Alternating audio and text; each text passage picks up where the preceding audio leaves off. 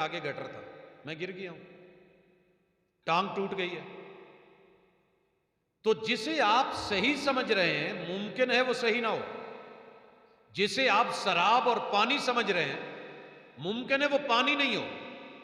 آپ اگر اس پنکھے کو گھومتے ہوئے دائرہ دیکھ رہے ہیں، پر تو تین ہے، ایک ٹائم میں ایک جگہ پہ، مگر جو آنکھ شیشے کے گلاس میں سٹیل کے چمچ کو ٹیڑھا دکھا سکتی ہے، وہ آپ کو کئی معاملے گھر میں ٹیڑھا دکھا سکتی ہے مگر وہ ٹیڑھے نہیں ہیں۔ اس حقیقت کو مانیں، ہم اپنی آنکھ سے وہی دیکھنا چاہتے ہیں جو رنگ ہمیں اچھا لگتا ہے۔ ہر آنکھ اپنا رنگ رکھتی ہے، ہر ایک کی اپنی چوائس ہے، اور ہماری لڑائیاں بھی یہی ہوتی ہیں۔ میں نے انارکلی میں یہ سین دیکھا،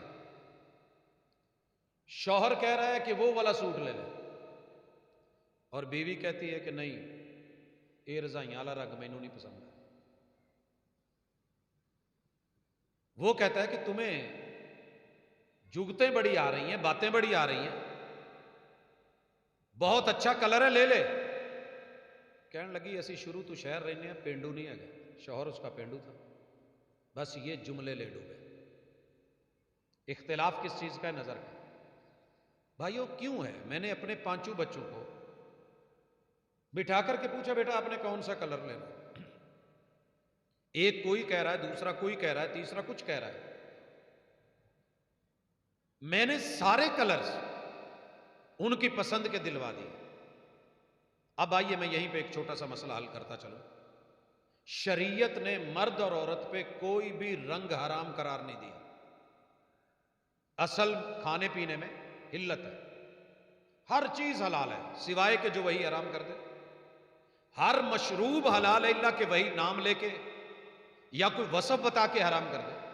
ایسے ہی ہر رنگ پہننا جائز ہے سوائے اس کے کہ وہی منع کر دے، اور وہی نے صرف ایک رنگ سے منع کیا، معصفر بوٹی سے رنگا ہوا جوگی رنگ۔ معصفر نامی، ویسے جوگی کلر نہیں، معصفر بوٹی سے۔ یہ حجاز کی سرزمین میں ایک بوٹی پائی جاتی ہے، اس کے اندر کئی سارے مسائل ہیں۔ ایک تو سمیل ہے، دوسرا جب اس کو رنگا جاتا ہے تو صوفی لوگ زیادہ تر اس کو پہنتے تھے تاکہ اس میں خارش ٹائپ چیز ہوتی ہے، بندہ آرام سے سو نہیں سکے، کھردرا پن ہو، اور پھر بندہ جو ہے نا جلدی اٹھ جائے، آنکھ کھلے، اور پرسکون لباس پہن کے انسان دنیا میں مست ہو جاتا ہے۔ تو ان کا موقف تھا، رسول اللہ صلی اللہ علیہ وسلم نے معصفر بوٹی سے رنگا ہوا جوگی کلر حرام قرار دے دیا، وہ ہم نہیں پہنیں گے۔ اس کے علاوہ رنگ سفید ہو، سیاہ ہو، کالا ہو، کوئی بھی رنگ ہو، شریعت نے حرام نہیں کیا۔ اگر آپ کو اچھا لگ رہا ہے تو آپ لے سکتے ہیں، پہن سکتے ہیں۔ یہی پہ زاویہ نگاہ کا اختلاف۔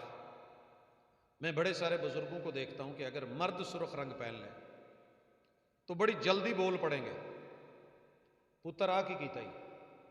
اور اگر بتا دیا جائے کہ رسول اللہ صلی اللہ علیہ وسلم نے جب زمین کے چاند اور آسمان کے چاند کا مقابلہ حسن ہوا تھا تو آپ نے سرخ رنگ کا جبہ پہنا ہوا تھا، اگر سرخ منع ہوتا تو آپ کبھی نہیں پہنتے، لیکن بزرگ ماننے کو تیار نہیں ہوئے، ان کا زاویہ نگاہ مختلف تھا۔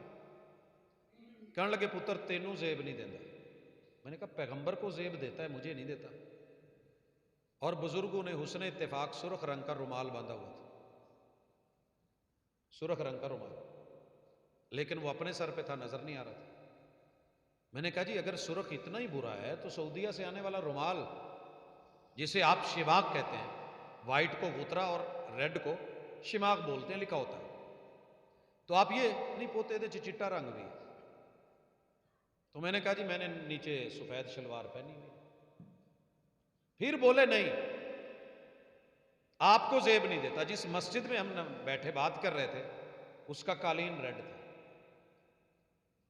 اور جو محراب کی پوشش تھی وہ بھی ریڈ تھی۔ میں نے کہا جی اس پہ کبھی غور کیا؟ لیکن جہاں ہمارا ذہن اڑ جائے ہم وہیں اڑ جاتے ہیں، کوئی رنگ منع نہیں۔ ہمارے ایک بزرگ اس بات پہ لڑ گئے کہ کالا رنگ حرام ہے۔ بھائی کیوں حرام ہے؟ مشابہت ہے۔ مشابہت کس سے ہے؟ فلاں سے۔ ٹھیک ہو گیا، اور یہ جہنمیوں کا لباس ہے۔ اچھی طرح سن لیجئے، مسئلوں کو حل شریعت کرے گی پیدا ہمارا دل و دماغ کرے گا۔ میں نے جب شریعت کو کھولا، میرے محبوب کے سر پہ جو خود تھا، جو ہیلمٹ تھا، مکے میں داخل ہوتے ہوئے کالے رنگ کا تھا۔ محبوب کے کندھے پہ جو کملی تھی اور چادر، پگڑی سیاہ تھی۔ میرے محبوب علیہ السلام کا پورا قمیض جبہ ٹخنوں سے اوپر تلک سیاہ تھا۔ آپ علیہ الصلوۃ والسلام نے جو نگ پہنا وہ حبشے کا کالا تھا، حبشی تھا۔ کان فصہ حبشیا، سیاہ رنگ کا ہے۔ میرے محبوب نے جو موزے پہنے ہیں وہ بھی سیاہ رنگ کا ہے۔ تو سیاہ حرام کہاں سے ہو گیا؟ وہ جی جہنمی ہے۔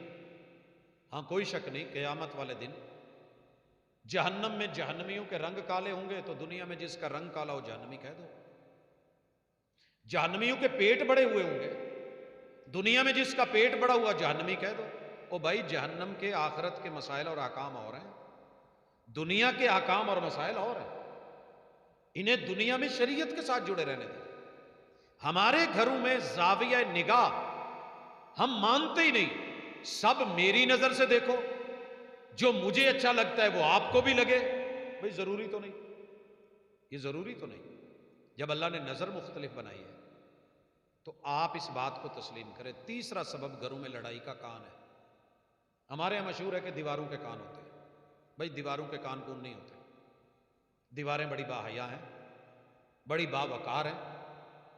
یہ دیواروں کے کان نہیں ہوتے، ہماری جاسوسی، ہمارے لگے ہوئے کان ہوتے ہیں۔ ان کانوں نے 3 پرابلمز کھڑی کرنی ہوتی ہیں۔ انہیں جو اچھا لگے یہ کوشش کریں گے دوسرے کو بھی لگے۔ ایک بندہ میوزک سنتا ہے تو وہ دوسرے کو کہے گا میوزک سنیا۔ ایک بندے کو قرات اچھی لگتی ہے، تلاوت اچھی لگتی ہے، وہ دوسروں کو کہتا ہے۔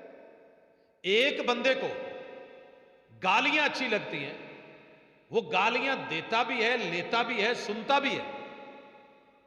تو ہمارے گھروں میں جس طرح بڑے کا ذہن ہوتا ہے وہ سمجھتا ہے کہ سارے کان ایسے ہو، تو میرے بھائی نہیں، کانوں کو ذرا تھوڑا سا روکیے۔ آپ کے کان میں آواز پڑی کہ بیٹا اور بیٹی بات کر رہے ہیں، بہو اور بیٹا بات کر رہے ہیں، بھابھی اور نند بات کر رہے ہیں، ساس بہو بات کر رہے ہیں، ماں اور بیٹی بات کر رہے ہیں۔ ہماری سب سے پہلی سوچ یہ ہوتی ہے، سوچ کی خرابی، چونکہ یہ چیزیں جڑی ہوئی ہیں۔ الاذنان من الراس، ان کا تعلق دماغ سے ہے، ENT کا معاملہ ہے۔ ہم فوری سوچ لیتے ہیں اے دے کان پر نہیں ہے۔ آپ نے جو دیکھا ہے زاویہ نگاہ غلط ہے، آپ نے جو سوچا ہے سوچ کے اینگلز ٹیڑھے ہیں، ان کو درست کیجئے۔ بچوں کو درست کرنے نکلے ہو تو گھر توڑ بیٹھو گے، جھگڑے، ناچاکیاں، دوریاں۔ ایک اور چیز جو مجھے نظر آتی ہے، اللہ اکبر، کہ کان، بڑی ساری دنیا کانوں کے راستے دیکھتی ہے۔ جو کسی نے بتایا نا، اس نے آنکھوں سے وہ دیکھا نہیں ہے، لیکن کسی نے بتایا، اچھا اس کو ہم کہتے ہیں کنا دے کچے۔ اور ہمارے گھروں میں یہ مسئلے بڑے، شوہر کو بیوی نے بتا دیا، بھائی کو بہن نے بتا دیا، اور ماں نے بیٹے کو، بیٹے نے ماں کو۔ بس پھر کوئی ریسرچ نہیں، ذہن بن گیا آہستہ آہستہ چنگاری اندر، اور حالات خراب ہوتے گئے، لیکن ذہن ہم پختہ کر بیٹھتے ہیں۔ بھئی اس سے اگلی پرابلم گھروں میں جو مسائل ہے، ہماری زبان ہے۔ آنکھ جو دیکھتی، کان جو سنتا ہے، دماغ جو سوچتا ہے۔ جیسے دماغ میں بات آ گئی کہ یار آج نا پیزا کھانا چاہیے، سوچ آئی، تو ماں روٹی دے رہی ہے، بچے نہیں کھا رہے، پتر روٹی نہیں کھان رہا، امی دل نہیں کردا، اور مورا کھانا جائے، نہیں ماں مورا نہیں، پیزا نہیں کھوا دیں دی۔ زبان پہ آ گیا نا جملہ۔ آپ برگر نہیں منگوا دیتے، یہ شاورما نہ ہو جائے۔ جو دماغ میں چل رہا ہے زبان پہ آنا ہے، وہ بیوی ہو یا شوہر ہو۔ شوہر کے دماغ میں چلے اور زبان پہ لے آئے تو رائٹ، بیوی کے دماغ میں آئے وہ زبان پہ لے آئے تو برا۔ وہی نند بولے تو ٹھیک، بھابھی بولے تو غلط۔ جو ساس کے دماغ میں آئے ٹھیک، بہو بولے تو غلط۔ اور بہو کے دماغ میں آئے تو ٹھیک، سسر بول دے تو غلط. وائے او بھائی کیوں؟ ہر ایک کی اپنی، ہم پہلے بات کر چکے ہیں کہ پسند اپنی اپنی ہوتی ہے.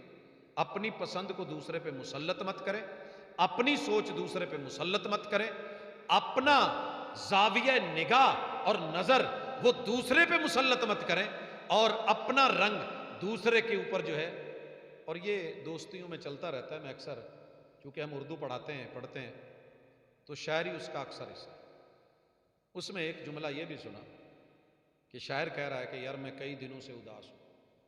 بڑے نازک طبیعت کے ہوتے ہیں. ان دنوں میں جتنے شعراء ہیں یہ کلام سوات دریاؤں کے کنارے بیٹھ کے بیچارے وہاں بڑی حساس شاعری کر رہے ہوتے ہیں. ملک میں جو مرضی ہو انہوں نے اپنی سوچ لی.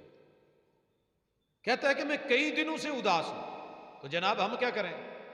کہتے ہیں مجھے کوئی شام ادھار دو. اچھا جی آپ کو شام ادھار دے دی، آپ کیا کریں گے؟ فرماتے ہیں مجھے اپنے رنگ میں رنگ دو، میرے سارے رنگ اتار دو.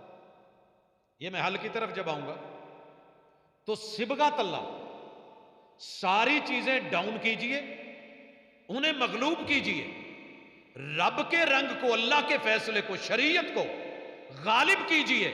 حل خود بخود نکلتے چلے آ جائیں گے اور راستے آسان ہوتے چلے جائیں گے. نفرتیں محبتوں میں بدل جائیں گی، دوریاں قربتوں میں بدل جائیں گی، اور ناچاکیاں جو ہیں انشاءاللہ یہ ختم ہو جائیں گی.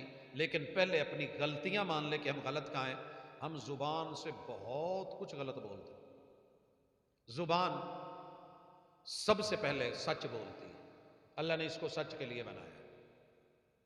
اور یہ بچہ جب ہوتا ہے، بچہ تو بچہ من کا سچا ہوتا ہے. ساری دنیا بھی